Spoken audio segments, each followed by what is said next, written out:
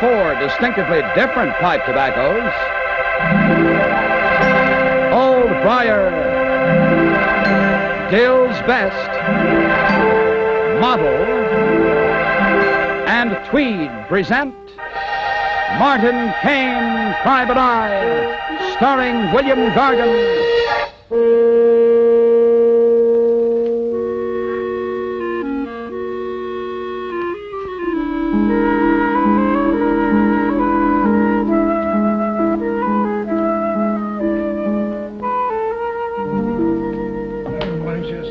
Come on, Mr. My mail, sister, please. Ain't much here for you. No? Just this note here from Madam. Madam, what does he want?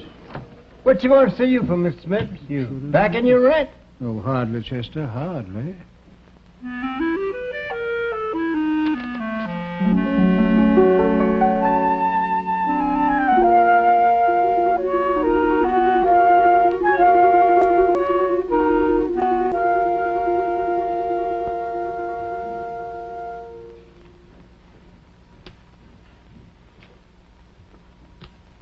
You see, Mr. Smith, again it is the same.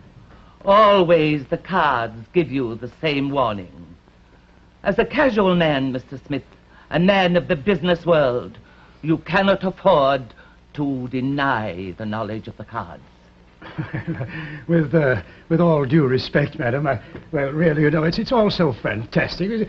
How can a deck of cards foresee the future? Or the past, for that matter? No, I'm sorry, but I'm afraid I can't take all this mumbo-jumbo very seriously, so if you'll please excuse me. So be it. It is on your own head. But when evil comes to you, remember well what the cards foretold. And think on this. There are many windows into the future, but for one so gifted, the past, the present, and the future are of a single instant. Oh, yes, of course. I don't mean to doubt your skill in these matters, but not at all. But, all right, if you please allow me. Mr. Smith, you are a guest at my hotel. Oh, but please, madam, Madame Zornak does not accept money from a friend. Oh, well, that's very kind of you and all that, but I really thought that I should. Good morning, Mr. Smith. Yes, good morning. Oh, Madam Swinnick, are you sure? I mean, are you absolutely certain? What I'm trying to say is there any chance of error? None. I see. Thank you. Good day.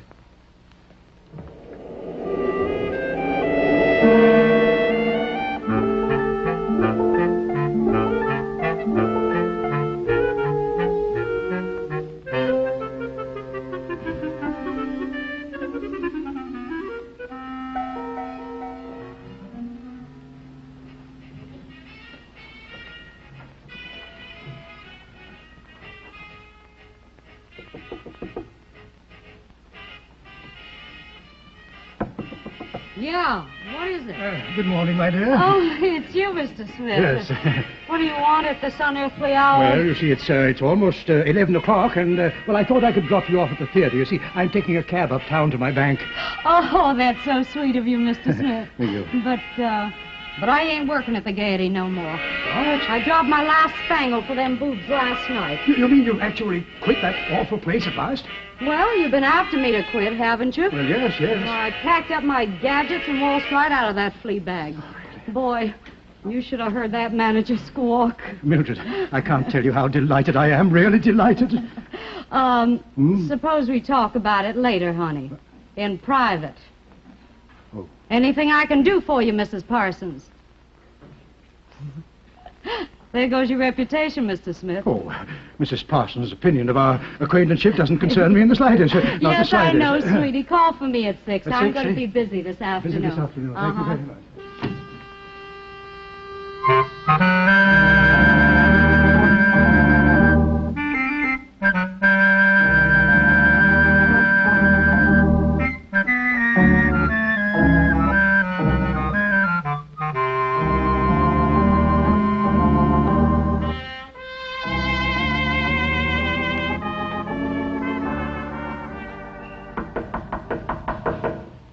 Well, the door's open. Come on in. Mr. Mr. Kane? Mr. Martin Kane? That's right. Mr. Kane, I'm in dreadful trouble. I want you to help me. I beg of you, please. Well, that's part of my job to help people. Won't you have a seat, Mr. Smith, Warren A. Smith. All right, now have a seat, please. Take it Thank easy, you very and much. let's start at the beginning. My life savings, Mr. Kane. $10,300 stolen or lost not more than 20 minutes ago. Did you notify the police? No, I didn't. Why not? Well, because I think I know who's behind this terrible business, and, I've been such a fool. Such a fool. Why, you still haven't answered my question. Oh, well, you see, Mr. Kane, there's someone very, very dear to me, and I wouldn't want that person to find out how gullible I've been. A woman, Mr. Smith? Yes. Yes, you see, if I prosecuted, well, there'd be investigators, newspapermen... I see. You want me to conduct an investigation on the QT, is Yes, that right? yes, I don't want to prosecute. I just want my money back. All right, now suppose you give me the details. Well, it was at my bank.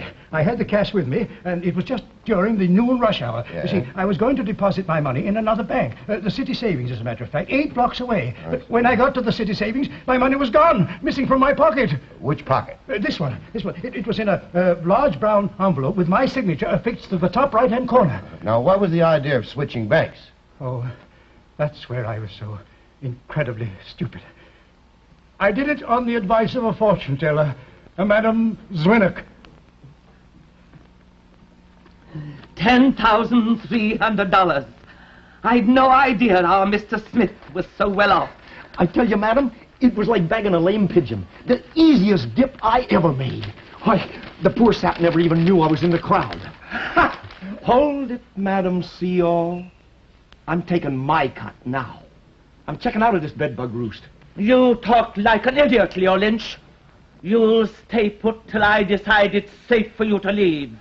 When you have money, you drink too much and blab everything you know. I said I was checking out of here. Leaving town. I say you'll stay. That's good advice, Leo. I'd take it if I was you. Cops might rumble if a well-known pickpocket like yourself was to suddenly drop out of sight. How did you get in here? Don't tell me you ain't never used the balcony that connects all 3 rooms, yours, mine, and Leo's. Fire escape. Bright boy. How'd you get wise? Well, Mr. Smith and I are, how shall I put it, close friends? He told you about my readings. Uh-huh. I spotted it for a con job right off. Then when Mr. Smith said he was going down to the bank this morning, and I seen our light-fingered little playmate here coming out of this room... Why, you sneaking... Hey, right where you are, Buster. Now, Madam Zwinnock, put that envelope on the table. Put it down, right now. Little Mildred will mind it, while the 3 of us wait for the heat to blow over. You ain't cutting yourself in. No? Maybe you'd rather I talk to the cops. You didn't have that gun... Leo! Let her take the money. For the present, Miss Lowe is our partner. But only for the present.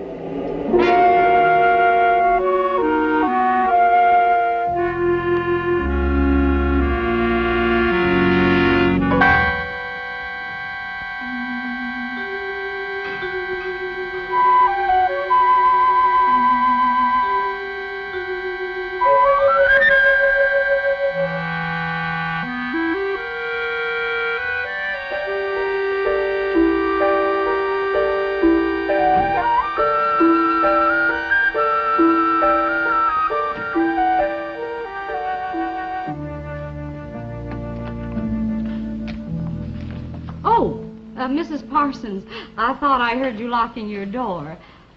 Would it put you out any to drop this in the mail for me? Not at all, Miss Lowe, since I have letters of my own to post. Thanks. Thanks loads, dearie.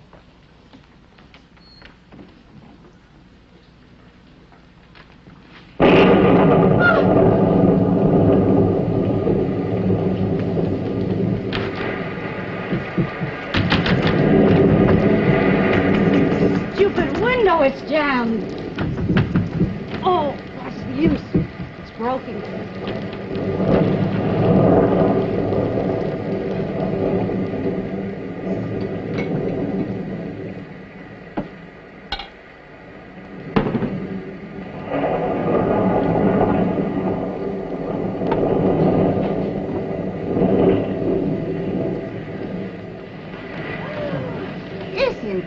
Terrible. Simply terrible.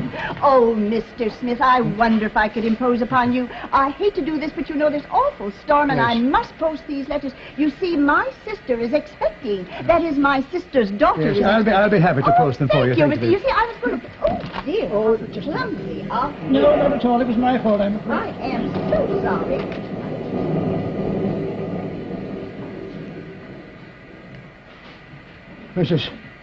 Mrs. Parsons, where did you get this envelope? Why, Miss Lowe asked me to mail it for her. Mr. Smith, is there something wrong? No. No, it's quite all right.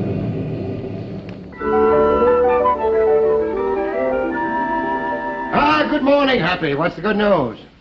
Good news, he says. Me with my cellar filled with water from last night's storm. Well, send over a pump salesman. Hello, Happy. Oh, How are hello, you? Sergeant. Say, did you have time to collect that information for me? Oh, I certainly did, Mr. Kane, and I must say your client is residing among brigands and skittle sharps, so to speak. Oh, is that so? Yes, Oh, sir. Hap, let me have a pouch of Old Briar, will you? You are, Marty. Yeah. Old Briar, the master mixture of rare flavor and aroma, and just 15 cents a pouch cash. Well, in that event, I'll pay for it. There we Thank are, you Mr. very Kane. much. There we are. The party known as Leo Lynch is actually Leo Patchpockets Lynch, a notorious pickpocket. And Madame Zwienak, although she's been out of circulation for quite some time, is well known by our bunco squad. Oh, confidence rackets, huh? A veteran of the quick swindle, Mr. Kane. That's so. Just how she acquired ownership of the Wabash Hotel is a matter that will bear looking into. The Wabash Hotel. the Wabash Hotel, Ross? Well, it's just that I've been checking on the hotel's owner, Captain Burke. As a favor to me, Captain. I might have known it. Kane, how in blazes do you manage to get yourself right smack in the middle of every case I draw? Now, what in the world is he talking about? Now, what in the world is he talking about? He's talking about a burlesque stripper by the name of Mildred Lowe. She was found this morning in her own little bed at the Wabash, strangled.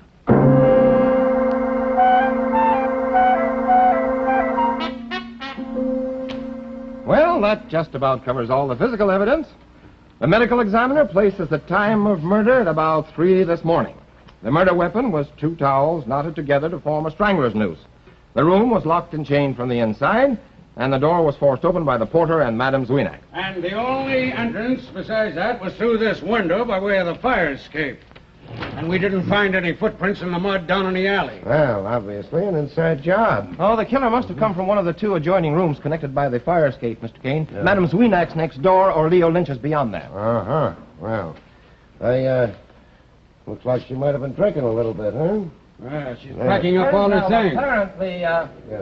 Miss Lowe expected some sort of violence last night. Yes, but it looks like she bent the elbow plenty over there. And, Yes, she certainly did, because, you know, that bottle is almost been empty. drinking She's a been bit drinking more, rather yeah. immoderately, wouldn't you, son? Immoderately? Yes. I'd Looks say like- she'd been boiled. Yeah, looks like she slept through her own murder. Well, That's very funny, Kane. All right, Sergeant, come on, we'll get downstairs and question the guy, that sucker who was taken for his Oh, dog. Mr. Smith is next door, attempting to call Mrs. Parson, Captain.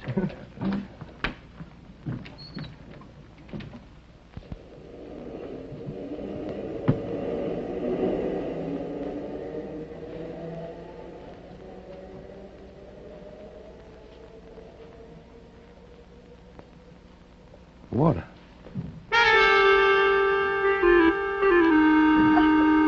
And so, Captain, you can imagine my surprise when Mrs. Parsons handed me the very envelope to which my signature was affixed and which contained my life savings.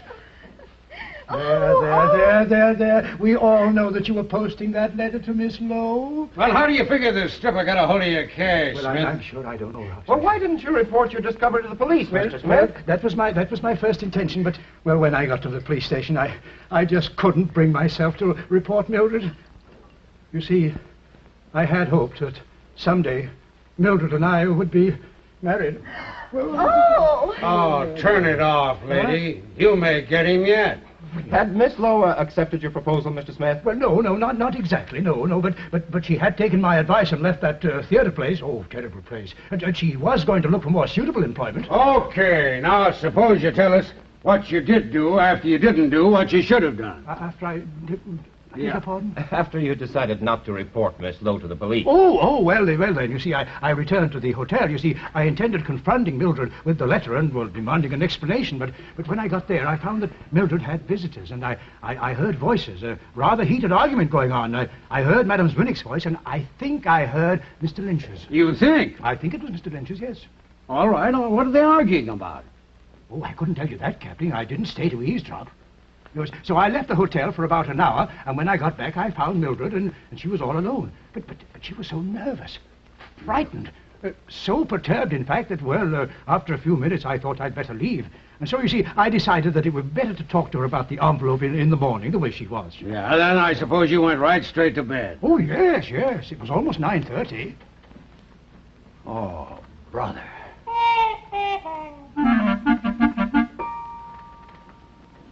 I tell you, I do not know if Mildred Lowe had Mr. Smith's money. And as for this confidence scheme, and my being in league with Leo Lynch, that's just a lot of rubbish. I didn't even know Leo Lynch was a pickpocket. And I'm not in the habit of prying into the background of my guests.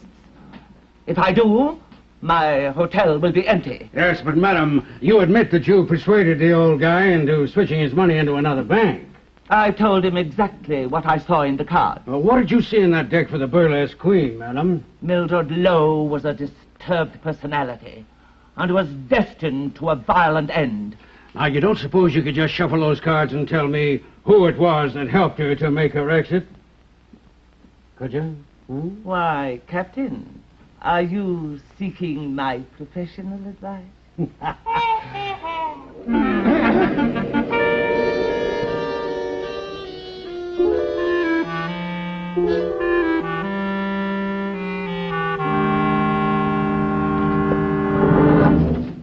Well, if it ain't the private snooper himself. You know, I ought to be sore at you busting into my room this way, mister. I didn't break into your room, Lynch. The door was unlocked.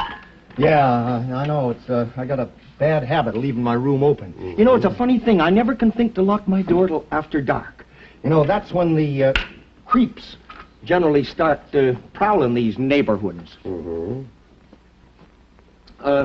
You didn't happen to run across a clean shirt anywhere in here, did you? No, but I found something else. Like what, for instance, Kane? This, Captain. Chloral hydrate, knockout drops, and the bottle's half empty. When I discovered that the bottle that Mildred and the glass that she was drinking out of was washed, I decided to look for a few blackout drops. Well, where'd you find them, Kane? Well, some people keep money in mattresses. This fella used it as a medicine chest. So this stripper was not only loaded with gin, but she was also drugged. Why did you murder her, Lynch? Did she recover from the effects of the chloral hydrate while you were searching her room for the money? What money? Oh, now, look, Lynch, we happen to know that you were in her room around 9 last night, and you were having a hassle with her over old man Smith's money. You're kidding. How did Mildred come to hijack the dough?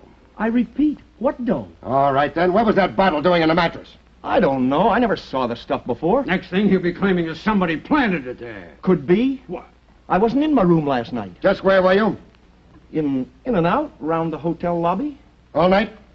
You know, some nights I just can't sleep. I notice you haven't any towels on your rack, Mr. Lynch. Where are they? Yeah. Could they be tied around Mildred's neck?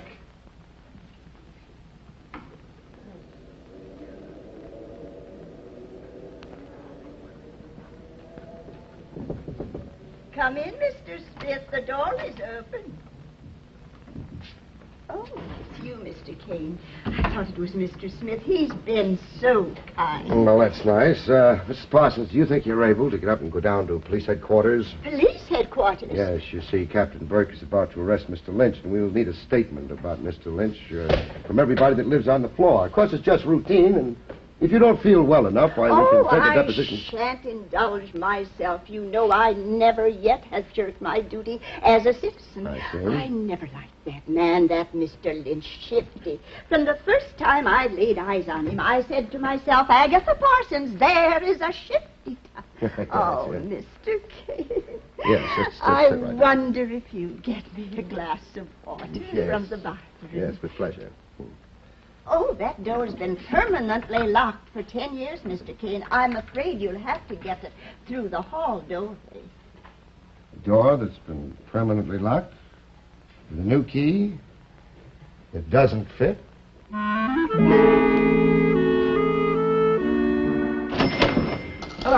Well, welcome, stranger. Say, have you been able to pry a confession loose from that pickpocket Jimmy Valentine yet? Would my blood pressure be doing nip-ups if we had? Well, we were finally able to extract a confession from Patch Pockets Lynch regarding the confidence swindle, Happy. And he also admitted that he and Madame Zwinak were hijacked by Mildred Lowe. However, the gentleman Yeah, that jughead insists that he did not strangle the dame. Well, I have a hunch he didn't. Oh, you have a hunch. Mm-hmm. My candidate for the hot seat is the madam. Don't forget, she must have had 12 keys to every room. Happy, you may not know it, but you just mumble a magic word. All right, Kane. Now, suppose you mumble a word of explanation. Well, if I may bandy a word, men, the key to the crime is key. This key. Well, I'm afraid I don't understand, Mr. Kane. You will, Sergeant, as soon as we round up all the characters in this little mystery and I unlock the solution. Oh, who's writing his material? Oh, shall we ignore the gentleman and go? Oh, dear me. I do hope you won't detain us too long, Captain. This is my day to preside as chairwoman of the ladies' after-dinner lecture. Mrs. Parsons, if there's one place in the world I'd like to see you, it's in the chair. I beg your pardon. Presiding over your ladies. Now, Captain. Oh, Mr. Kane, the captain says you can name the murderer. I believe I can, madam, but first of all, let us review the facts. We know that the killer got into the room by way of the fire escape. Through your room, Lynch, are yours, Duchess. And we know that the bottle that Mildred drank out of was full of dope. Given by Mr. Smith. He found out Mildred had his money. For your information, Madam Zwinig, that money was in my possession some 6 hours before Mildred was murdered. Yes, you didn't know that, did you, Duchess? Wait a minute. Now I get it. Sure. She's got a key to every room in this crumb joint. Now I know why she wanted me to hang around the lobby all night. It wasn't to make sure that dame didn't sneak out. It was so she could steal my towels and plant them knockout drops in my mattress. That's a lie. All right, now that's enough of that. Now, come on, Marty. What's the answer? Well, the answer to it is right here in this shiny key, a key I found in the door that had been locked for 10 years. The killer put it there, knowing it was the last place in the world that we would think to look for it, in Mrs. Parsons' room. My room? Yes. Mr. Kane, Mildred Lowe's room was locked and chained from the inside. Of what possible significance is that key? Well, the killer got onto the fire escape with this key by way of Lynch's room. All right, and who did it? Suppose we let Mrs. Parsons tell us. Me? Mrs. Parsons, the day after the murder, who was in your room? Well, you and Sergeant Ross and the captain and Mr. Smith. There's your killer, Captain Warren Smith. What? Oh, Why, this is fantastic. Ridiculous. So that's how you worked it, eh? You used that key to go through my room while I was on guard down in the lobby. You swiped my towels to choke that dame with. Then you planted those knockout drops in my mattress. Why, you crummy old hypocrite. You almost framed me right into the chair. All right, Sergeant. Take Lynch. All right, come along, Mr. Get him Lynch. out of here. Come along. I All advise right, you not to Smith. resist. Now, you can be my guest. Now, just a moment. That key doesn't prove I murdered Mildred. I was in love with her. I had my money. I had no reason to kill her. Love is a very unpredictable emotion, Mr. Smith. Sometimes it does some funny twists, warps a man's imagination. Especially when the object of that love is a tramp, caught red-handed in a $10,000 double cross. Oh, you can't bluff me, Mr. Kane. You have no evidence. That key doesn't prove anything. According to the law, every locksmith has to leave his seal of his work. I checked with the locksmith that made this key. According to the description of the man who paid for it, you fit it exactly. Shall we dance? Well, you can say that again, Sergeant. When any guy Smith's age sets his cap for a gal in a burlesque line, dynamite. You know, this case has a rather unique aspect, Happy. For instance? Well, all the suspects were eventually arraigned. Smith for murder, and Madame Zwinak and Leo Lynch for the confidence swindle. All the suspects? Mm-hmm. How about this one? Oh, hello, Parsons. Oh, Sergeant Ross. Well, I'm so glad I found the right place. This is Happy McMahon's tobacco shop, isn't it? None other, madam. Mr. McMahon. Oh, well, then where is Mr. Kane? You know, he promised to give me an hour of his time tonight. Oh, for what purpose? Well, you mustn't breathe a word of it to Oh, Mr. Kane. It's a surprise. A surprise? Oh, a delightful surprise. You know, I called a special meeting of the Ladies' After-Dinner Lecture Society, and Mr. Kane is to be the guest speaker. Martin! Don't you dare leave. There's a lady waiting to speak to you. Oh, Mr. Kane, I'm so glad that you're not late. Well, shall we hurry? I have a very delightful surprise. Yes, I'm at your disposal, Mrs. Parsons. Let's, well, we mustn't be tardy, Mr. Kane. Come along. Yes, let's not be tardy. Go. Oh, Happy, how could you? I could, and I did. Good night, Martin. Good luck, Mr. Kane. Watch those splendid infinitives, son.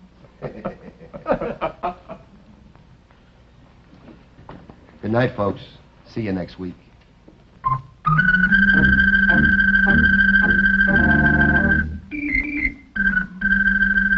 Martin Kane, Private Eye, has been brought to you by the makers of those 4 distinctively different pipe tobaccos. Old Briar, the master mixture of rare flavor and aroma. Dill's Best, flavor cut for extra mildness and cool smoking. Models so high in quality, so low in price. And Tweed, the shaggy rough cut tobacco.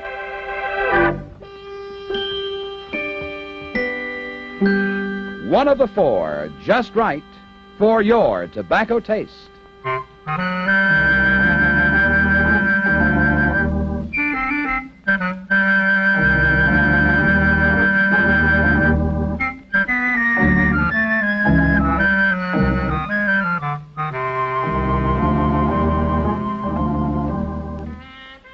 William Gargan also appears weekly in the other exciting series of Martin Kane, Private Eye, on radio over another network.